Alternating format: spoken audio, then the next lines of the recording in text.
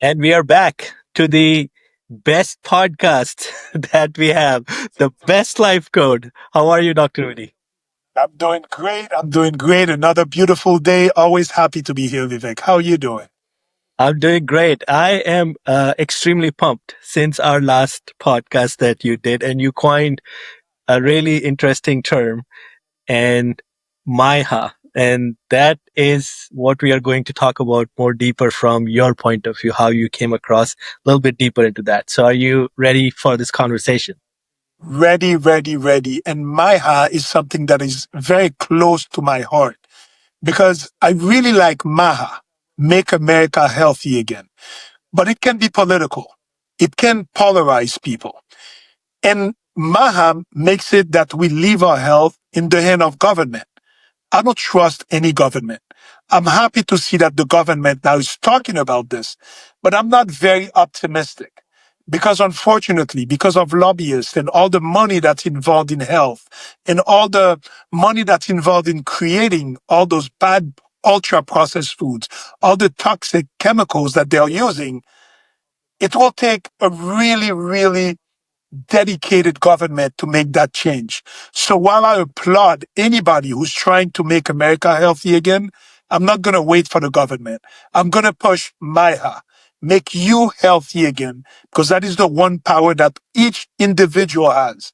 And what I like with this is not just in the United States. You know, we have people listening to us from different countries. MAHA applies to anybody. You take ownership of your own health. And only through this can we change the collective. And, you know, we preach personal responsibility, personal empowerment a lot. Because at the end of the day, the government can come up with all those new policies, but if the individual doesn't follow them, we don't get anywhere. And the opposite can be true. I don't care if the government is putting out all those bad policies. If the individual makes better choices, his health will be better. Very well said. And do you believe that the future of public health, with this statement, all those things that you said, really starts with personal health?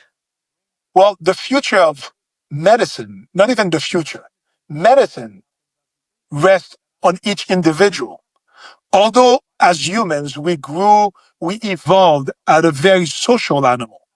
We like to be in groups and we have power in groups, but it still remains that the individual health and the individual power rest in the individual's hand. Until we realize that, we're not going to go further because you can make as many policies as possible. If there's not a self-awareness and intentional living that comes from the individual, it's not going to happen. So something very simple, right? I was in the UK last summer, and that's when they placed a sugar tax. And now they're taxing soda or any sugar that's added to food. And I think that's amazing. It's really good. I think we should adopt that in the US. But besides the sugar tax, you could still see some people were saying, well, I'll just pay more money. I'll keep drinking pop. They call it in the UK. They'll keep drinking soda. How about if we could make a way? And this is something I'm going to send to all of our listeners today. What's one thing that you can do to start your MYHA journey? Decrease your sugar intake. Decrease how much sugar you drink. And you know, sugar is now being hidden in all kinds of foods. And if I'm going to go back to the message from Dr. Casey Means, who's the new Surgeon General from the US, that's what she's saying. The number one action that one can take is trying to decrease the amount of added sugar that we have in our diet. It is incomprehensible to me that I still see people drink 2 to 3 sodas a day. We know better now. We know how bad sugar is. It's like when I see people smoking. You're like, this is when you realize that there's addiction happening. People know something is bad for them and they still do it. There's an addiction problem here. So for everybody listening, what's the first action, the best action you can take to start your MYHA journey? Cut down your sugar intake. Self-awareness. Try to see, where am I getting more sugar? Is it through my Starbucks coffee that I have the extra pump of vanilla? That some of them have 50 grams of coffee? Is it that I drink a soda every day? Is it that I drink regular juice full of added sugar. So I'm telling everybody listening today, whether you're in the US or outside of the US, look at your diet, look at what you're eating, what you're drinking. How can you decrease your sugar intake? And very soon, Vivek, we're going to send a social media challenge. Be sugar free, no added sugar for 1 week. See if you can live like this. And you will be surprised to see how difficult it is because there's sugar in everything, but you will be surprised to see how good you feel by the end of that week. Well, I also want to emphasize your previous point to this that people have choice. It's on us. Everyone has to make that decision, and you can make that decision today for yourself by reducing your sugar first. Adding any added sugar, stop it. Um, And I don't believe in big government, although I'm happy to see that policy needs to change. And the policy needs to change specifically when it comes to big industries. Big industry, big food, big pharma, big chem, big agriculture. They need to be able to find a way to produce food with less toxins. I think now we have enough technology to help us get back to healthier eating. But that's still on the government side. You can do all this. Choice. I believe in personal choice. If somebody's going to keep drinking soda, you know what? I can't force them. But what I can do, I can motivate them. I can inspire them. I can get them interested in their own health. Because at the end of the day, everybody wants to be the best version of themselves. That is something that each one of us has deep inside. But sometimes we are so bogged down by the demands of our crazy life, busy life, toxic filled life, stressful life, that we forget to listen to our biological needs. We forget to listen to what our bodies say. And our body usually tells us, no, this food is not good for you. You know the sugar, you're not going to feel good after that. We do it for instant gratification. So the call to everybody is learn how to listen to yourself and to really give your body what it really needs, not just what it wants. Very important. And in the government's MAHA report, they list pillars like nutrition, activity, sleep, and mental health. All, by the way, you have been preaching from the day one of It's this. like my memento, right? My manifesto, Yeah, the yeah, pillars of health. exactly. Yeah, and you know, where do you think MAHA falls short based on what being published by the government? What's your MYHA upgrade to that? Well, listen, I really like the MAHA movement because it's basically saying the same thing I've been saying for 20 plus years. Focus on the pillars of health, which is your nutrition, movement and activity, sleep, and mindset. Those are the four things that you really have a lot of power on. So that's the individual.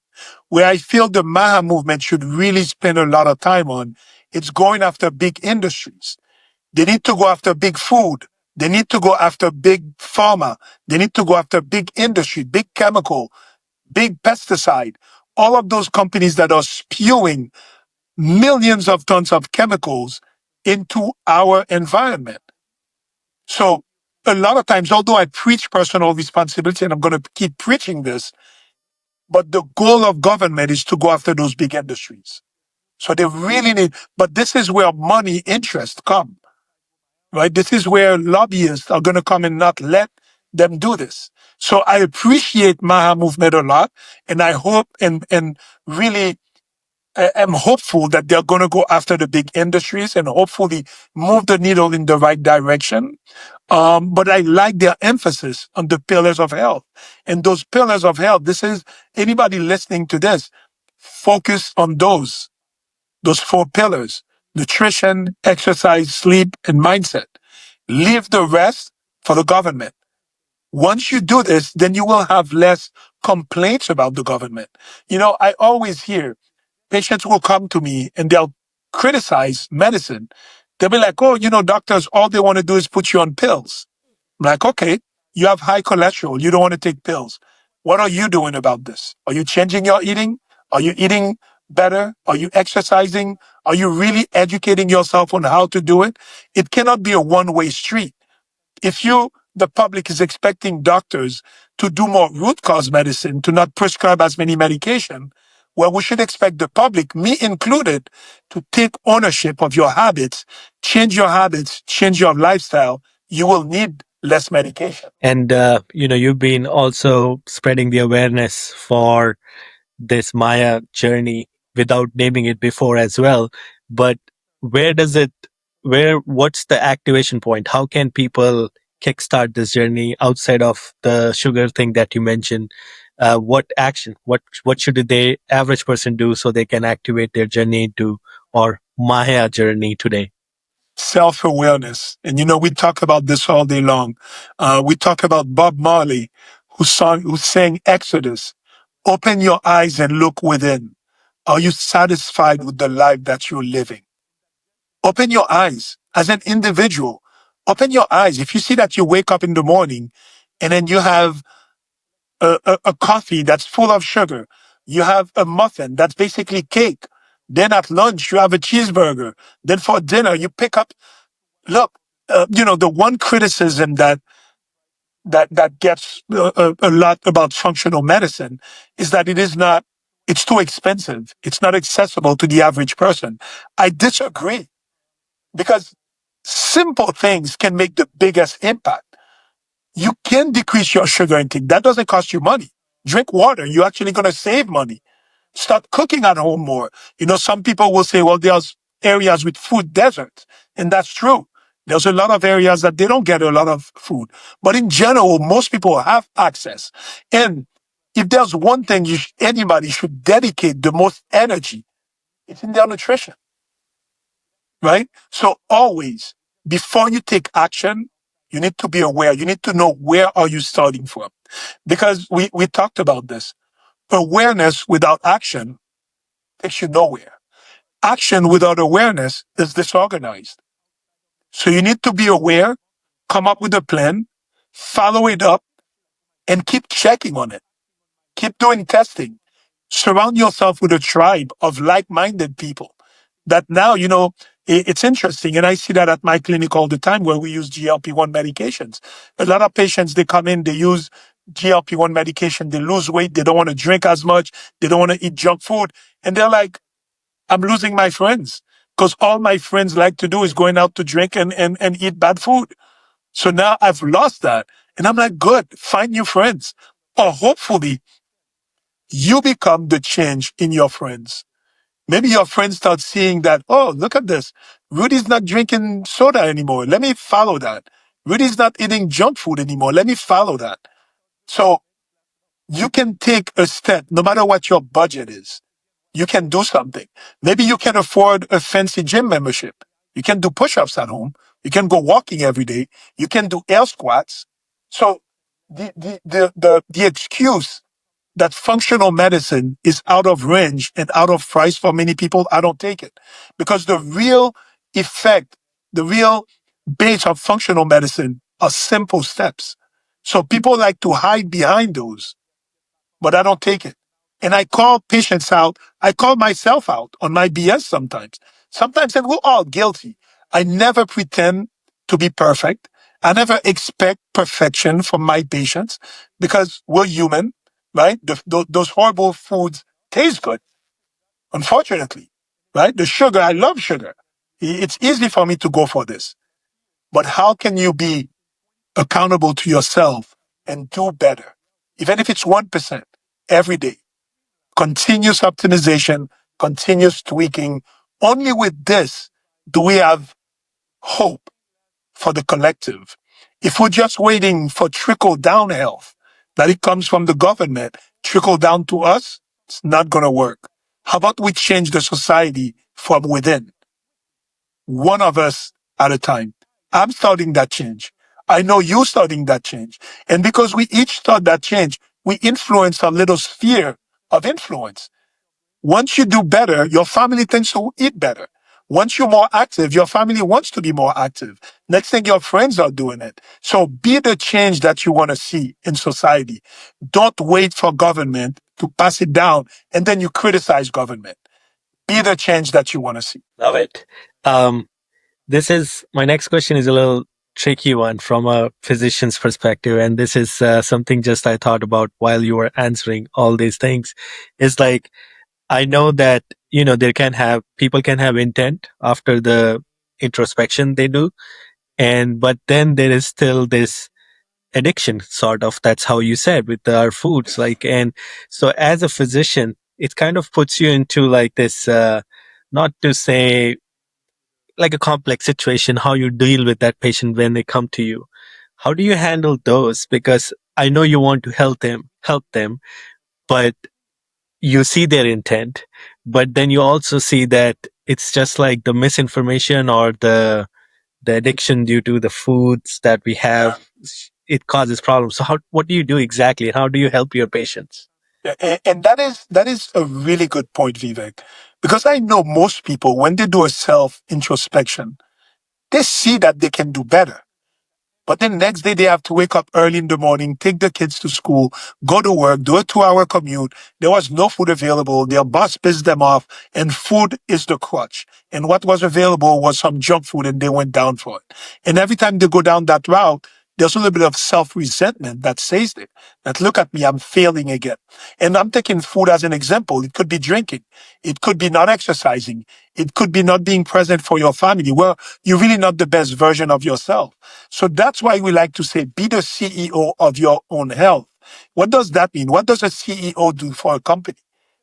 They go and hire the right people around them. They go and surround themselves with better people. A good CEO, we always say, I like to be the dumbest person in the room, right? So if Yep. with your friends and you see your friends are having bad habits, it's going to be hard for you to change your habits. Find your friends. Hang out with people that are going to support you, elevate you, or be the change that's going to help change your friends, change your family, change your surroundings. Upper mobility sometimes is difficult. I get it. But there's always something simple you can do in the pillars of health to help you. And to answer that question deeper, that's why I love GLP-1 medications. Because GLP-1 medications, we've talked about this many times, we've covered this. I see them as an anti-addiction medication. There was a really good article that came out that said, have we accidentally created the best anti-addiction medication with GLP-1? Because like I told you, patients who take GLP-1 tend to make better decisions. That's why the big food industry doesn't like those medications. We've talked about that study that was done at a grocery checkout, that they've seen that people who take GLP-1 tend to have fewer items on checkout, and the items that they come out with tend to be healthier. So GLP-1 helps you deal with the addiction. Food addiction is the most common addiction that we have. And then we're feeding um, big food. If we as a society, if us as an individual would demand better, stop eating the junk food, the industry would have to recalibrate and do it. But their excuse is always, well, public demand is strong. People are still eating our junk food. We're not going to stop making it. What if we made that change? So again, for me as a physician, in my area, I tend to be who most of the doctors send their hard-headed patients. They are patients that they label as non-compliant, right? The doctor told them, you should eat better and exercise, and they didn't do it. When they come to me, I use GLP-1, I'll use hormone replacement to help get them into feeling better, getting more energy. And I like to do a lot of, I've become a psychologist, really, doing this work.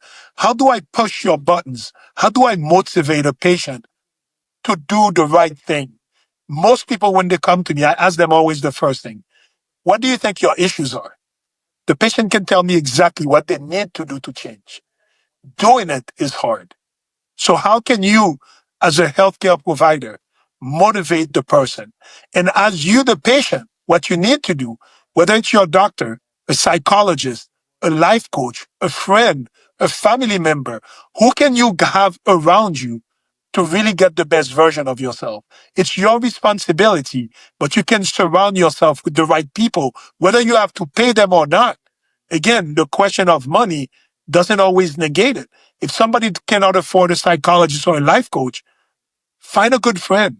Find somebody at work that you see is doing what you want to do. Ask them to mentor you. Start hanging out with them. And the most people you can be around with good habits, those habits will trickle down onto you. So I don't want to hear the excuse that it's too expensive to do functional medicine, because those pillars of health are very simple and they are free to do if the individual is really serious about doing them. And if they have a food addiction or whatever addiction that holds them, as a doctor now, we have enough armament in our toolbox to help those patients. If the patient wants it, you can find the right doctor, the right psychologist, the right life coach, the right friend to help you get there. And little bit I've seen now, because we have so much information available to everyone. It's we all go into this trap of like piecemealing information, right? We just read half there, half here. And at the end of the day, people are sometimes trying too many things too, right? So how do you, or what do you recommend for people to not fall into that trap, especially of like, you know, I can get all this from just one Dr. Rudy, right? But before I even come there, I end up going through this journey of just piecemealing information. What's like your best advice there? How can people like directly get to the right person? In this case, Dr. Rudy, for example. How can what's your recommendation there? Yeah, so social media and the internet is a blessing, but can also be a curse. We have information overload. And sometimes I will talk to my patients or to my friends, and then I start going into endocrine disrupting chemicals, how to avoid plastic, avoid sugar, and it becomes overwhelming. And people are like, oh, I'd rather not know. I'm just going to try as best I can. And they almost become an ostrich. They put their head in the sand and they're like, I'm just going to live my life, eat whatever, try a little bit, and then I'll see what happens. It's a really difficult balancing act, right? How do you stay motivated without getting overwhelmed? Balancing those two acts is not easy. But for me, the doctor, the psychologist, the life coach, the provider, when I see my patients, is that's what I try to do. I don't want to overwhelm you so that you say, okay, I'm done with everything. But I need to make you realize that you need to make some changes. So remember, I always say, finding the balance between satisfaction and eagerness, loving where you are right now. So I tell my patients who come to me, overweight, diabetic, hip pain, knee pain. They're like, Doc, I can't wait to lose weight. I can't wait to be healthier. I'm going to be so much happier. I'm going to love myself so much more. I'm like, oh, 1 minute. You love yourself right here, right now, with all your limitations. And you're eager to do better. But you can't let your life, not your life, your happiness depend on your change of habits. Even at your worst, you're still enough. You're still an amazing light. So it's hard for people to get this, especially the Western mind, because we either one thing or the other. It's either we're on a diet, we try to watch what we do, and then we try to act right, we try to love ourselves, or we on the opposite, you're on a free fall. How can you be good, love yourself, bad, love yourself, because through love and through presence and self acceptance, positive things happen. So it's easy to become overwhelmed when you hear 20 different influencers talking. Then there's 50 different diets. Should I do keto? Should I do carnivore? Should I become vegan? Should I fast? Should I not fast? What should I do? It's really difficult. Even for me, sometimes I listen to things. I'm like, oh, that's interesting. Let me go down that rabbit hole. I'm like, oh, I need to come back. That's where, again, you go back to basics. You go back to nutrition, movement, sleep, and mindset. And then each one, nutrition, what's easy to do? Eat real food, eat less sugar, eat more protein, don't overeat. Movement, what's the easy thing to do? Just move, pull things. Sleep, what's easy to do? Come up with a good sleep hygiene. Mindset, what's an easy thing to do? Have gratitude, be of service. So if we go back to a lot of basics, then we don't become as overwhelmed with all of the information. And that term, it's being used a lot now. Be the CEO of your own health. But understand what a CEO does. A CEO, a good CEO, knows how to surround himself with good help. So be self-aware. Start taking actionable steps, even small steps. Become accountable to yourself. to somebody else and keep going and accept that you're not going to be perfect. Because that's a big criticism that I see that they have against Dr. Casey Means. They say it's not realistic that she's telling people to stay away from sugar. It's not realistic to tell people to eat better. I'm sorry, no, it is realistic. And even if you can be zero sugar, but if you try, they always say, shoot for the moon. Even if you miss, you learn in the stories. Shoot for zero sugar. Even if you're not zero sugar, you would have decreased your sugar by 50%, by 20%, whatever it takes, but go in the right direction. Yeah. It feels like, how you're at the end of the day, we are talking first principles, right? We talk about this a lot in business side, like, oh, at the end, everything looks complex, but when you bring it down to first principles, it all makes sense. This is the same thing you're telling, for even for health and wellness, right? That's what it is, right? At the end, focus on those fundamentals and it works. And it's like, and you touched upon this. You speak with a lot of patients. You talk to them almost like psychologists, right? So there is obviously this thinking of mindset there, and self worth is also in play.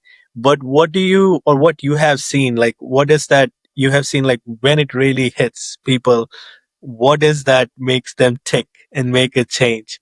What is your secret recipe? How you have made your patient tick? Let's say that. Fortunately, for a lot of patients, it's when they go through a health scare. They have a heart attack, they're diagnosed with diabetes, something bad happens, they get a bad diagnosis from their doctors and they want to change. So that's one thing. What I try to tell my patients, but when patients come to see me, it's because they want to change something, right? They're either overweight, they have hormonal imbalance, they're tired, they have low energy. But wherever, again, that's where the concept of self introspection, to do that self inquiry with yourself. And we preach that here all the time. How do you know you're not doing well? By asking yourself that question. How do you motivate yourself to get better? That's the harder part.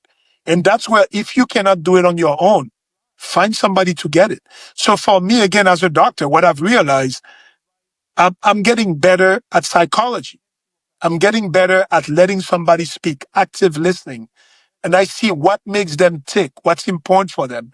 I ask them, what's their why? Why do you want to lose weight? Look for something that's bigger than you. Is it your kids? Is it like, is it your grandkids? Is it something personal that you want to reach? But find a why and get a why that really motivates you. So my job as the doctor, the healthcare provider, is in my interview with them, I try to see what makes somebody tick. How do I help push the right buttons? And how do I help them stay on that path? I do it for myself. I'm weak sometimes, man.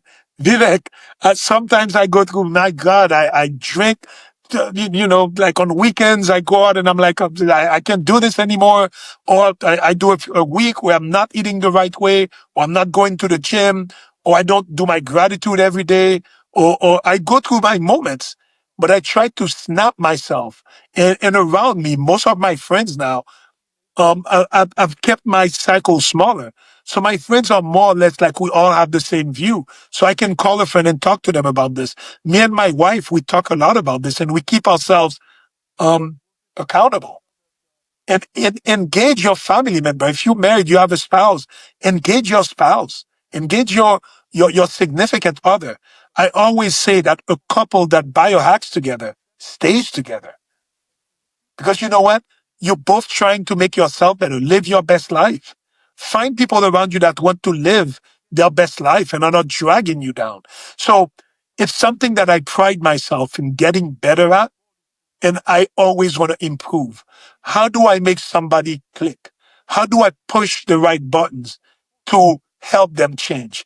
GLP-1 has become a big tool as one of my tools to help people change. Because for some patients, no matter what you tell them, if you're going through food addiction, it's not easy to change. And I've realized that. And you take the guilt away from people.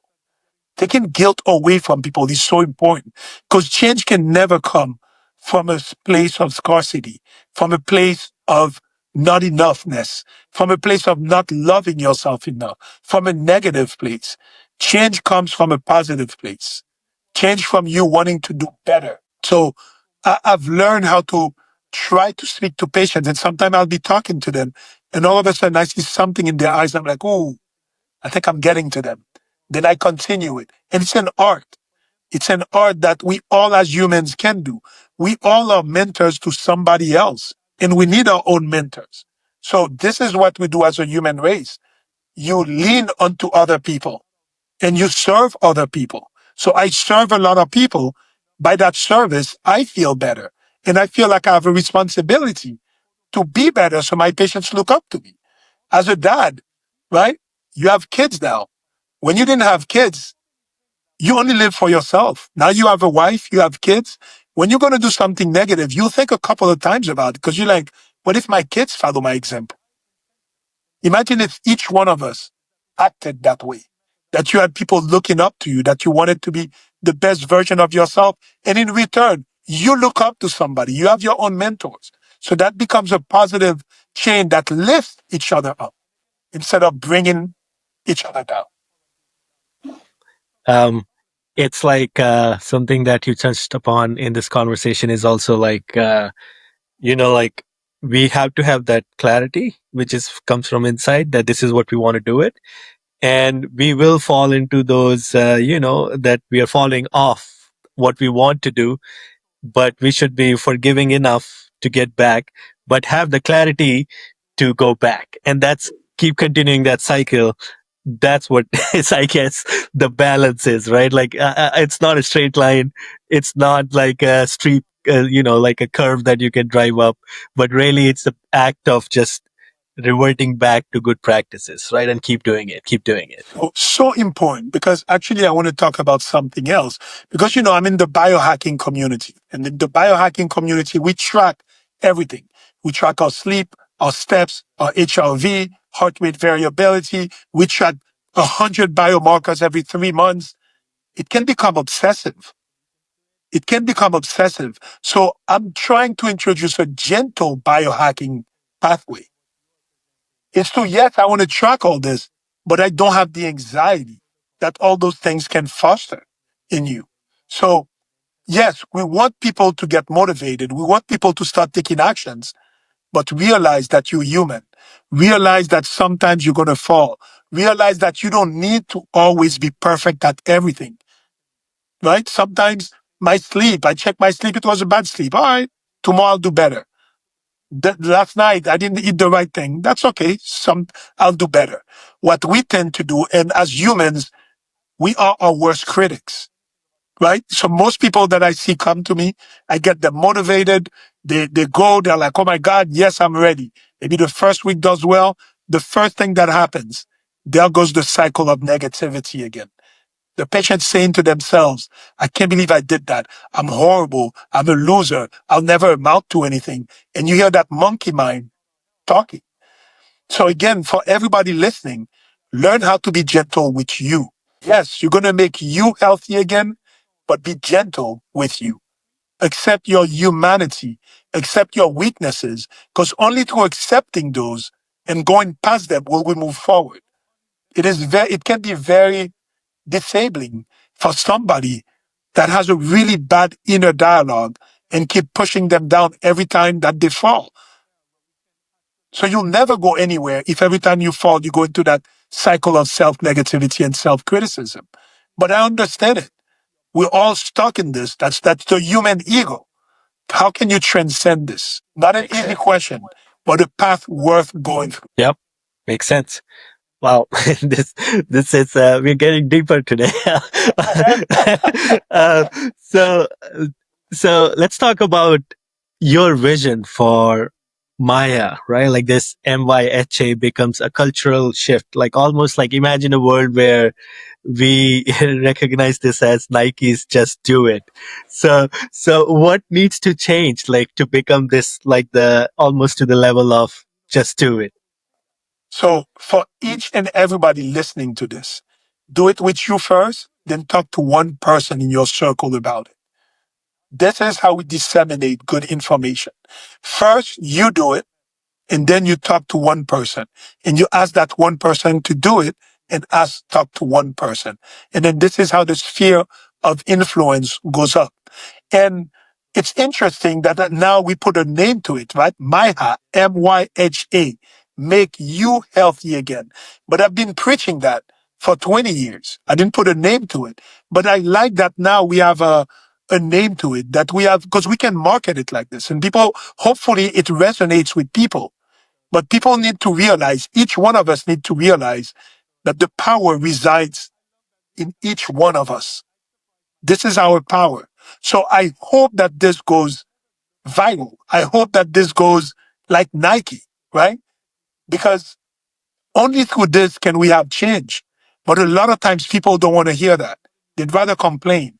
They'd rather point fingers. They'd rather say the government didn't do this.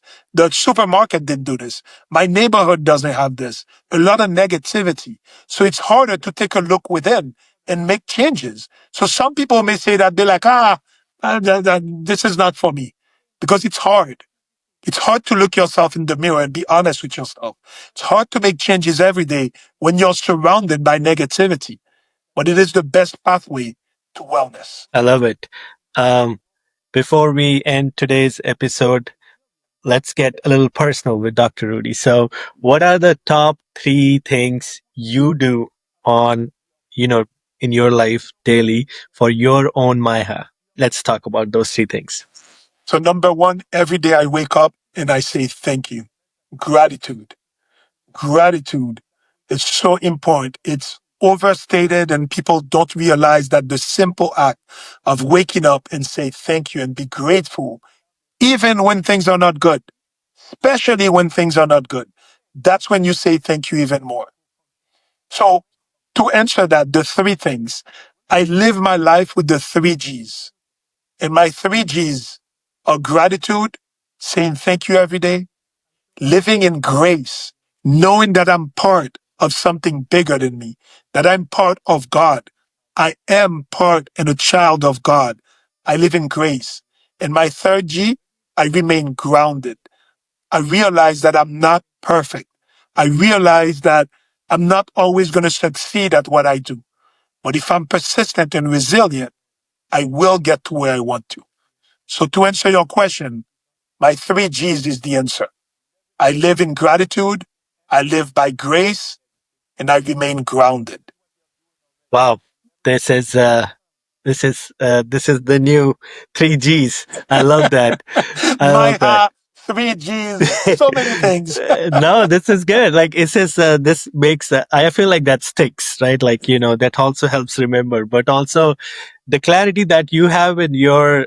This doesn't come with just like somebody who woke up or just thought about it, right? This is you lived through these principles, these experiences, and that's why you have this clarity, which makes you the special person, and that's why we love the show on this thing, because when you share this, it comes with that clarity, and that gives us. All of us who's listening to this and learning from you is this gives us almost that, yeah, that's exactly what it means, right? So I'm very grateful again, the first G here for this conversation, but also I want more people to get behind the MYHA movement and Dr. Uri, my request to you is I want you to update everywhere you have your Instagram, website, everywhere you should have the somewhere, so the inventor of Maya movement. Maya, yes. Yes, and so we can claim it for you. Yes, That's a got we it. need to popularize MyHA. We need Yeah. to really let people know they have power and they're enough right now.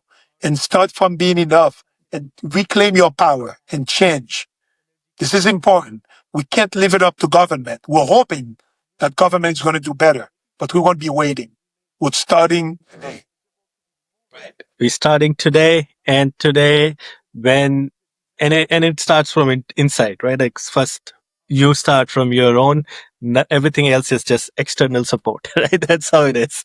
So fantastic conversations. Once again, very insightful, and we'll be back with another insightful conversation after this. And thanks again, Dr. Rudy, for all the wisdom. This has been great. Thank you.